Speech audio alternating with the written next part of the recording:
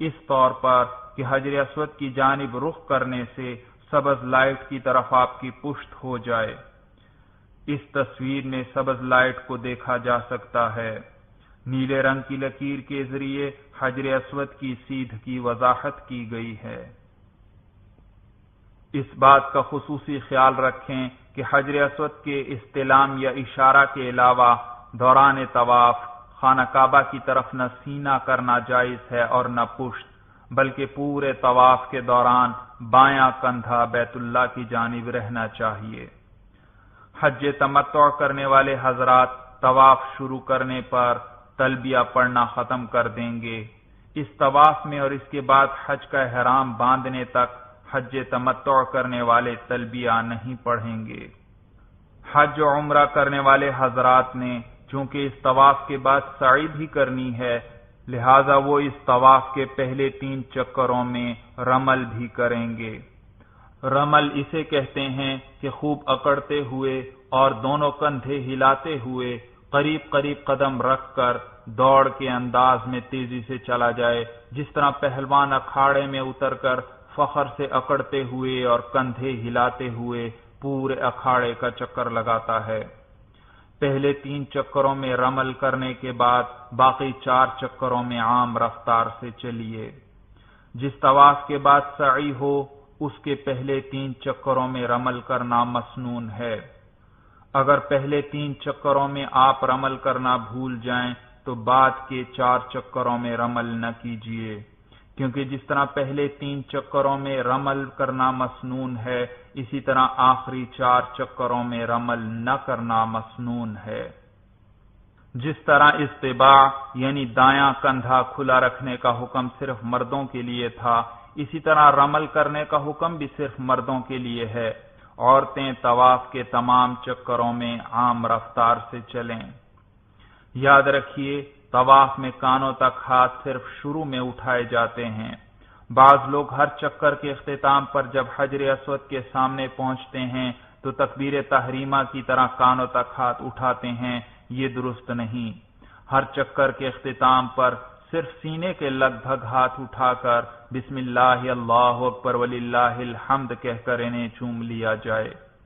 طواف کے دوران کوئی مخصوص دعا پڑھنا ضروری نہیں۔ دوران طواف ذکر و اذکار اور استغفار کرتے رہیے، درود شریف کثرت سے پڑھیے اور اپنی حاجات کے لیے دعائیں مانگتے رہیے۔ اگر طواف کے دوران بالکل خاموش رہیں تو بھی کوئی حرج نہیں۔ معلمین جو اجتماعی طور پر دعا پڑھواتے ہیں اور حاجی حضرات ان کے پیچھے غلط سلط پڑھتے رہتے ہیں یا دعاؤں کے کتابچے ہاتھ میں لیے جیسے تیسے پڑھتے رہتے ہیں، یہ طریقہ درست نہیں۔ بیت اللہ کے دروازے کے ساتھ کونے پر نصب حجر اسود کا ایک قریبی منظر۔ حجر اسود کے گرد چاندی کا بہت بڑا چمکدار حلقہ لگا ہوا ہے۔ حجر اسود کے سامنے سے لی گئی ایک تصویر۔ اس تصویر میں یہ دکھلایا گیا ہے کہ چاندی کے حلقے کے وسط میں حجر اسود 8 چھوٹے ٹکڑوں کی شکل میں لگا ہوا ہے۔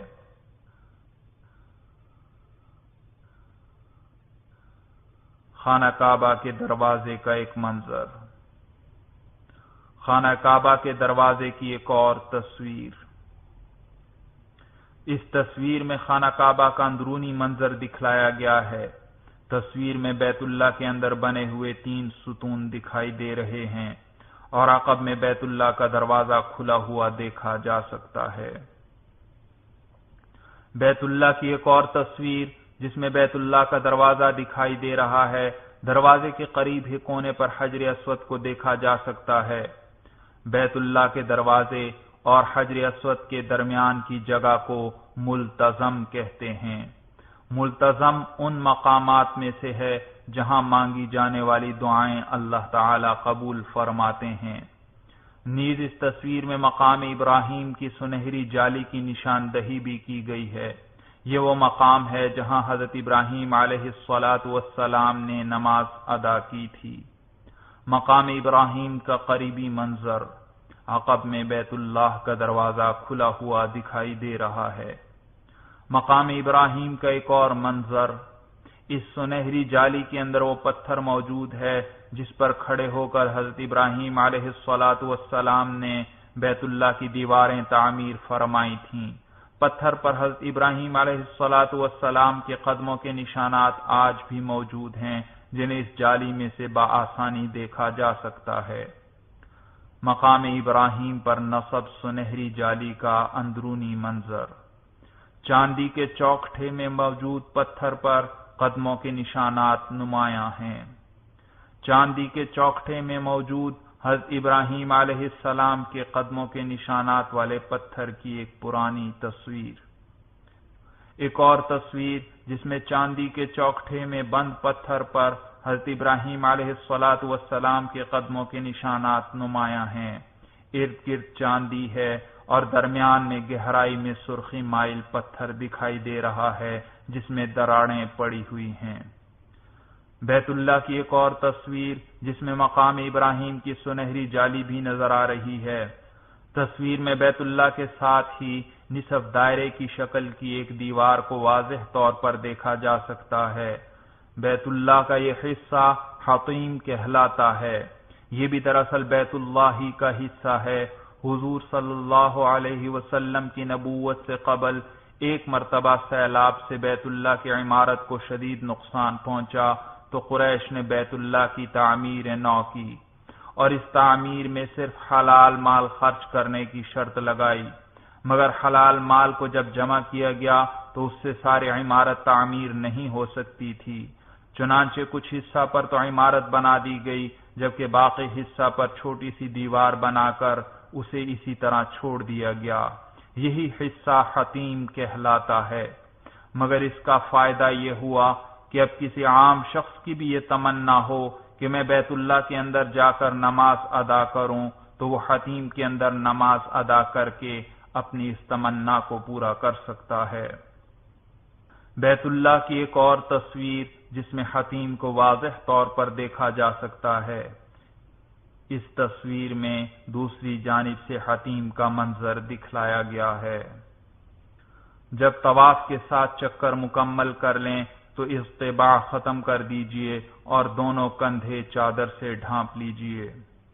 جیسا کہ پہلے ذکر ہو چکا کہ ہر طواف کے بعد 2 رکعت نماز پڑھنا واجب ہے۔ یہ دوگانہ طواف مسجد الحرام میں جہاں بھی ادا کرنا چاہیں ادا کر سکتے ہیں، البتہ مقام ابراہیم کے پاس انہیں ادا کرنا افضل ہے۔ ہجوم کے باوجود بعض لوگ ہر حال میں اسی جگہ دوگانہ طواف پڑھنا شروع کر دیتے ہیں، جس کی وجہ سے خود بھی تکلیف میں مبتلا ہوتے ہیں اور طواف کرنے والوں کے لیے بھی تکلیف کا باعث بنتے ہیں۔ یہ طریقہ درست نہیں۔ یاد رکھیے، ایسے موقع پر بہتر یہ ہے کہ مسجد الحرام میں ایسی جگہ پر یہ 2 رکعت واجب الطواف ادا کیے جائیں جہاں دوسروں کو بھی تکلیف نہ ہو اور خود بھی اطمینان سے نماز ادا کر سکیں۔ طواف سے فراغت کے بعد اب آپ نے سعی کرنی ہے، لہذا پہلے یہ سمجھ لیں کہ سعی کسے کہتے ہیں۔ مسجد الحرام کی ایک تصویر۔ اس تصویر میں دیکھا جا سکتا ہے کہ ایک برآمدہ مسجد کی باقی عمارت سے الگ ہو کر دور تک سیدھا چلا گیا ہے۔ اس برآمدے میں سعی کی جاتی ہے۔ اس برآمدے کے ایک کونے پر صفا پہاڑی ہے جبکہ دوسرے کونے پر مروہ پہاڑی ہے۔ صفا اور مروہ کے درمیان 7 چکر لگانے کا نام سعی ہے۔ سعی کی ابتدا صفا پہاڑی سے کی جاتی ہے۔ صفا سے چلتے ہوئے مروہ پہاڑی پر پہنچیں تو یہ 1 چکر مکمل ہوا، پھر واپس صفا پر پہنچیں تو 2 چکر ہوئے۔ اس طرح 7واں چکر مروہ پر مکمل ہوتا ہے۔ تصویر میں صفا اور مروہ کی نشاندہی کی گئی ہے۔ تصویر میں نظر آنے والے دونوں گنبدوں کے نیچے صفا اور مروہ کی پہاڑیاں موجود ہیں۔ یاد رکھیے، عمرہ صرف طواف اور سعی پر مشتمل ہوتا ہے، جس کا طریقہ یہ ہے کہ میقات سے احرام باندھ کر عمرے کی نیت کی جائے اور تلبیہ پڑھا جائے اور پھر بیت اللہ کا طواف اور صفا و مروہ کے درمیان سعی کی جائے تو عمرہ مکمل ہوا۔ اب بال منڈوا کر یا چھوٹے کروا کر احرام اتار کر عام کپڑے پہن لیے جاتے ہیں۔ دوسرے زاویے سے لی گئی مسجد الحرام کی ایک پرانی تصویر جس میں صفا مروہ کی نشاندہی کی گئی ہے۔ آپ طواف کر چکے ہیں، اب دوسرا عمل سعی یعنی صفا و مروہ کے درمیان 7 چکر لگانے کا ہے۔ اب آپ کو وضو کی ضرورت ہو تو وضو کر لیجئے، سنت یہ ہے کہ سعی باوضو ہو۔ پھر حجر اسود کے سامنے آئیے اور مذکورہ طریقہ کے مطابق دونوں ہاتھ سینے کے لگ بھگ اٹھا کر ہتھیلیوں کا رخ حجر اسود کی طرف کرتے ہوئے بسم اللہ اللہ اکبر وللہ الحمد کہیے اور پھر ہاتھوں کو بوسہ دیجئے۔ اس کے بعد صفا پر تشریف لے جائیے۔ وہ سبز لائٹ جہاں سے طواف کی ابتدا کی جاتی ہے، اس لائٹ کے نیچے برآمدے کے اندر تشریف لے جائیں۔ چند قدموں کے فاصلے پر سامنے بائیں جانب صفا پہاڑی دکھلائی دے گی۔ اس تصویر میں گنبد کے نیچے موجود صفا پہاڑی نظر آ رہی ہے۔ حرم شریف کی ایک جدید تصویر۔ اس تصویر میں دیکھا جا سکتا ہے کہ سعی کے برآمدے کی تعمیر نو جاری ہے۔ سعی کے برآمدے کی تعمیر نو کی ایک اور تصویر۔ جیسا کہ پہلے بیان ہو چکا کہ حج تمتع اور حج قران میں عمرہ اور حج دونوں ادا کیے جاتے ہیں، تو حج تمتع اور حج قران والوں کے لیے یہ عمرہ کی سعی ہوگی، لہذا وہ عمرہ کی سعی کی نیت کریں، جبکہ حج افراد کرنے والوں کے لیے یہ حج کی سعی ہے، لہذا وہ حج کی سعی کی نیت کریں۔ صفا پہاڑی کے مقام پر پہنچ کر آپ قبلہ رخ کھڑے ہو جائیے اور سعی کی نیت کر کے خوب دعا مانگ لیجئے۔ دعا کے بعد مروہ کی جانب چلیے۔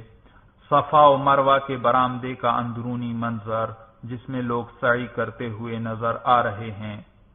چھت پر 2 سبز نشانات دیکھے جا سکتے ہیں۔